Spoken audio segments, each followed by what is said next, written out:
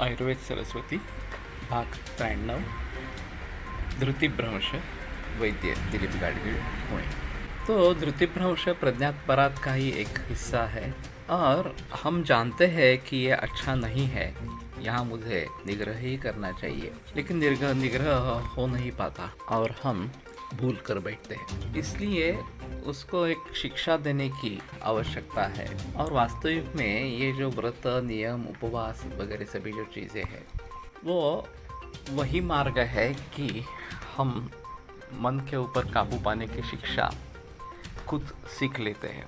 तो अभी आषाढ़ी एकादशी आएगी और बहुत सारे लोग उपवास करने का है तो क्या क्या खाएंगे, क्या क्या पदार्थ बनाएंगे, साबूदाना खिचड़ी, साबूदाना वड़ा से लेकर बहुत सारी चीज़ें घर पे बनती होगी। इसका जो मूल उद्देश्य था, उपवास का मतलब नज़दीक रहना, वास यानी कि रहना, उप यानी कि नज़दीक। तो ईश्वर से सबसे नज़दीक रहने का सबसे अच्छा उपाय वास्तव में नामस्मरण है।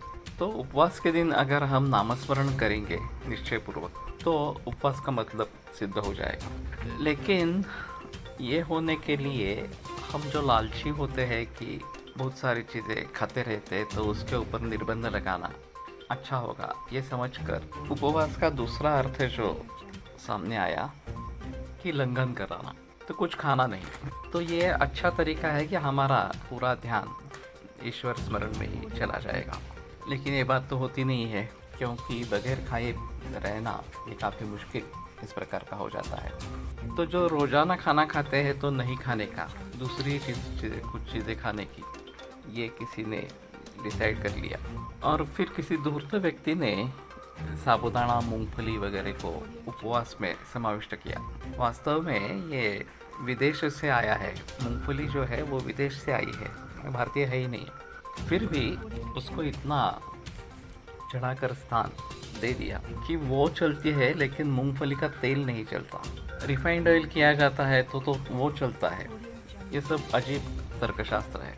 और फिर ये चलता है, ये नहीं चलता है, इस प्रकार की एक बड़ी लिस्ट बनती है। और फिर उसके हिसाब से लोग खाते रहते हैं, बहुत विभिन्न प्रकार के पदार्थ बना के खाते रहते हैं। तो लंघन की तो बात ही छोड़ो, उल्टा एकादशी दुप्पट खाशी, ये मराठी में कहावत है। तो दुगुना खाना, बहुत हेवी इस प्रकार का, बहुत गुरु इस प्रकार का खाना खाया जाता है। और यही बात बाकी संकष्टी या अन्य उपवासों के बारे में भी चलती रहती है। तो हम हमारे मूल उद्देश्य से दूर हो गए कि मन को एक सबक सिखानी है कि नहीं, मुझे खाना नहीं है।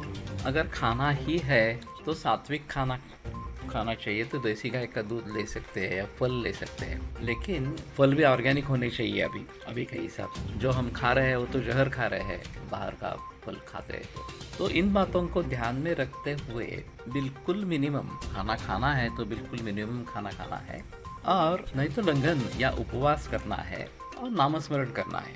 ये सबसे अहम मुद्दा इस प्रकार का रहेगा। और इससे छोटे छोटे बातों से अगर हम निश्चय कर लेते हैं और मन के ऊपर काबू पाते हैं, तो अध्यात्म दृष्टि से हमारी तरक्की अच्छी होती है। तो मूल उद्देश्य को भूलकर हम जो अभी कर रहे हैं उपवास के दिनों में, वो काफ़ी गलत इस प्रकार का है। तो धृति का नियमन होना ये आवश्यक रहेगा।